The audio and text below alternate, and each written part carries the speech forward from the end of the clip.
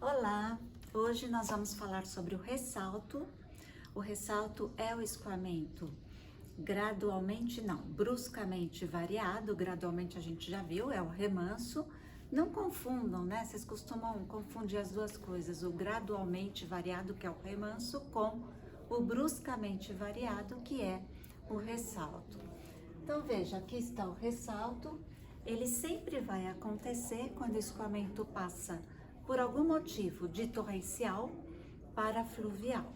Então aqui antes do ressalto nós temos o escoamento torrencial e depois do ressalto nós vamos ter o escoamento fluvial. A linha d'água, né, que acontece imediatamente antes e imediatamente depois do ressalto, nós chamamos de Y1 e Y2. Também chamamos de profundidades conjugadas. O Y1 acontece no torrencial, é caracterizado, portanto, né, por uma velocidade grande, uma energia cinética grande e uma energia potencial pequena. E o Y2 acontece no fluvial, portanto, é caracterizado por uma energia cinética pequena e uma energia potencial grande. Nós temos uma perda de carga nesse ressalto, que está mostrada aqui, e essa perda de carga dá para a gente calcular.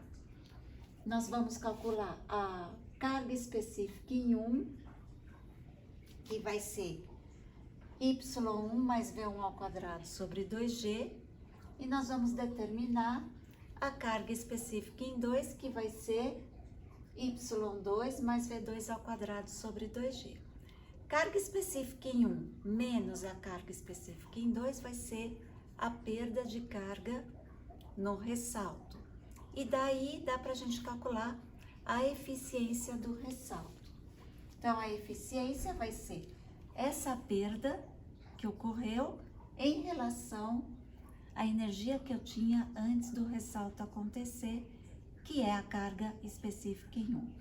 Multiplicando por 100, vamos ter a eficiência em porcentagem. Para vocês classificarem o ressalto ele pode ser fraco, forte, ele pode ser oscilante, ele pode ser estável, ou ele pode ser ondulado.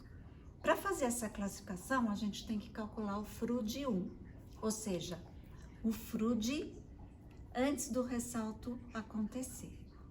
Como antes do ressalto acontecer a gente tem o escoamento torrencial, esse FRUD deve ser necessariamente um número maior que 1. Então, o FRUD, ele está aqui, né? É a velocidade 1, FRUD 1, velocidade 1 sobre raiz de GY1. Voltando aqui, né? Então, o ressalto ele vai ser ondulado quando o FRUD 1 estiver entre 1 e 1,7. Ele vai ser fraco quando o FRUD 1 estiver entre 1,7 e 2,5. E assim por diante, né? Uma das coisas que vocês vão verificar na experiência de hoje é o tipo de ressalto que está acontecendo.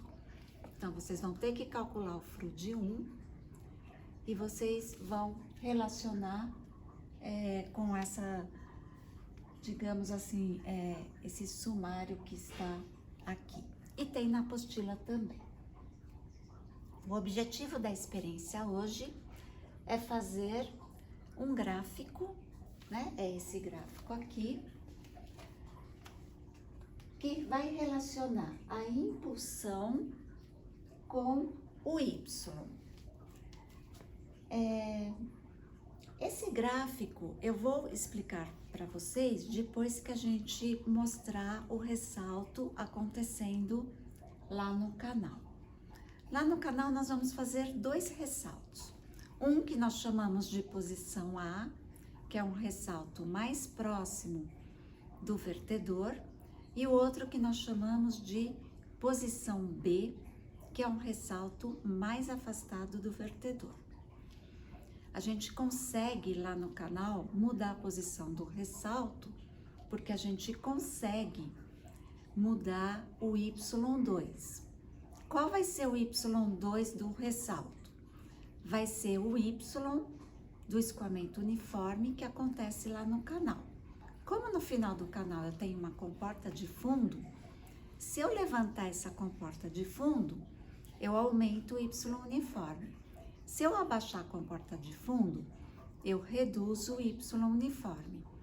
E essa posição do meu ressalto, ela vai ser definida pelo Y uniforme, que é o Y2. Então, vejam aqui, né?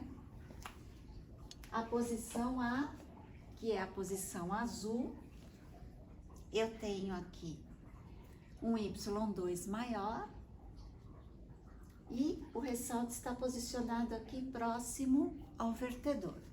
Quando eu abaixo o Y uniforme, o meu Y2 do ressalto, ele é o Y uniforme, tá, pessoal? Então, quando eu abaixo, o meu ressalto, ele caminha para jusante. Por quê? Porque quando eu diminuo o Y2, eu estou diminuindo a quantidade de movimento aqui, né? E como essa quantidade de movimento, ela continua mais ou menos igual, né? Então, o ressalto tende a caminhar para jusante. Ele vai caminhar até ele atingir o equilíbrio. Nesse momento, ele vai parar e aí nós podemos fazer as nossas medidas. Então, nós vamos medir para o ressalto A, Y1, Y2 e o comprimento do ressalto, né? Que seria a distância do Y1 até o Y2. Para a posição B, nós vamos fazer a mesma coisa.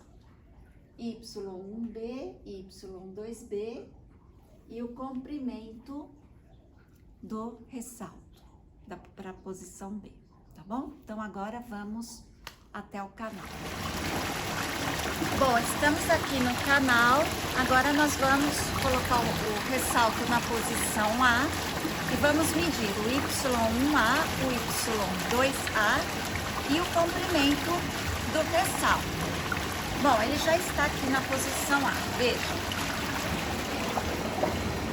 Então, aqui é a posição 1. Eu vou medir a altura da linha d'água na posição 1.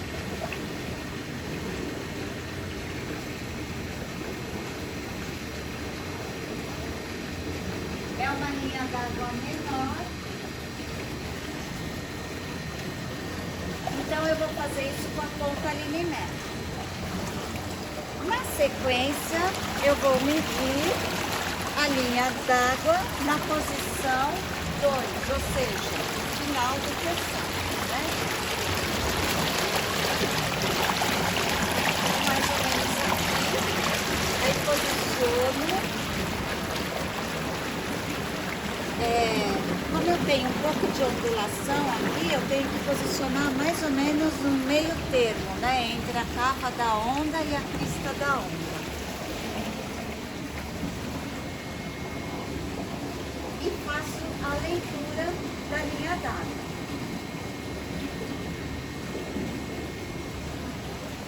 O próximo passo é eu entender qual é o comprimento desse ressalto. Então, eu tenho aqui uma régua, né? E através dessa régua, eu consigo descobrir a distância entre o Y1 e o Y2. Não posso deixar de anotar a vazão do meu ensaio, porque eu vou precisar da vazão para fazer os cálculos. Agora vamos à posição B. Para a posição B, que é essa que está aqui, eu faço a mesma coisa, né? Com a ponta limimétrica, eu determino a posição da linha d'água no início e no final do ressalto. Então, no início do ressalto aqui, faço a leitura. No final do ressalto,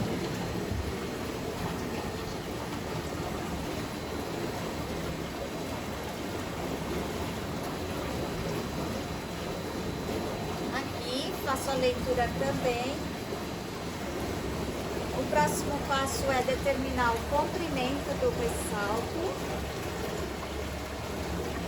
E com isso, eu termino os ensaios, né? Como é que eu fiz para movimentar o ressalto? Tem uma comporta lá no final do canal que eu abaixei, ou seja, eu mudei o Y uniforme do canal e, consequentemente, eu mudei o Y2 do meu ressalto. E aí ele caminhou para frente, tá bom? Então,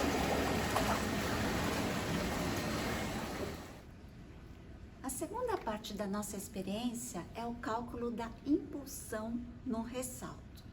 Então, aqui no começo, tanto da posição A quanto da posição B, eu tenho uma impulsão que está relacionada com a quantidade de movimento. A quantidade de movimento é o produto da massa vezes com a velocidade, né? Então, aqui eu tenho uma massa pequena e uma velocidade grande. Aqui eu tenho uma massa grande e uma velocidade pequena. Por que o ressalto está parado? Porque eu tenho uma quantidade de movimento aqui muito parecida antes e depois do ressalto. Por isso que ele fica parado, ele fica equilibrado no canal. Se ele começa a caminhar para jusante ou para montante, significa que essas quantidades de movimento, elas não estão equilibradas e ele vai se movimentar de forma a que elas fiquem mais ou menos iguais e que ele possa estabilizar. Então, a impulsão que está aqui, né? A equação da impulsão é essa aqui. Ela tem a ver com a vazão, tem a ver com a área molhada e tem a ver com esse ZG, que é o centro de gravidade da seção hidráulica que você está trabalhando. Então, por exemplo, na posição 1, o meu ZG vai ser o Y1 sobre 2, como está mostrado aqui, né? Eu tenho um canal retangular, linha d'água é Y, o ZG vai ser o Y sobre 2. Então, vocês vão calcular a impulsão para as duas posições, A e B, e na posição A, eu tenho antes e depois do ressalto, que eu chamo de ponto 1 e ponto 2. Na posição B, antes e depois do ressalto, que eu também chamo de ponto 1 e ponto 2. Vocês vão chegar numa curva como essa aqui. Então, veja, aqui eu tenho a posição A e a posição B. A impulsão no ponto 1 deveria ser igual à impulsão no ponto 2. Por quê? Lembra que eu falei da quantidade de movimento? Que o ressalto está parado, elas são mais ou menos iguais? É por causa disso. Pode ser que vocês não consigam isso por causa de erros que eu cometi lá na medição, por causa disso, né? Então, não se preocupem, façam esse gráfico, mas dificilmente essas impulsões vão ser exatamente iguais. Eu tenho aqui a impulsão mínima, que vocês vão calcular, não vem de ensaio isso. A impulsão mínima vem do Y crítico. Então, vocês vão calcular o Y crítico, que depende apenas da vazão e não depende da declividade do canal. E aí, aqui, ó, na área molhada vai o Y crítico, aqui na área molhada vai o Y crítico também. Esse ZG vai ser o Y crítico sobre 2. E aí eu vou calcular aqui a impulsão mínima. Isso vai ser o quinto ponto do meu gráfico. Vocês também vão calcular para cada posição o Y2. E o objetivo é que vocês possam comparar esse Y2 calculado com o Y2 medido. Então, Vocês têm o Y1, que vocês pegaram lá no canal, no ensaio. E aí, vocês calculem o Y2 através dessa equação, que é uma das equações das profundidades conjugadas. Para calcular o FRUD, a gente usa esta equação aqui, que vocês já sabem, já trabalharam bastante com isso. E os dados que eu peguei no canal estão aqui, ó. São esses dados. Então, aqui eu tenho a posição A, aqui a posição B. E com isso, vocês vão conseguir fazer o memorial de ressalto, que acaba sendo um pouco mais trabalhoso do que os demais memoriais, mas, no entanto, vai ser o último memorial que vocês vão fazer esse semestre, tá? Então, bom trabalho a todos vocês.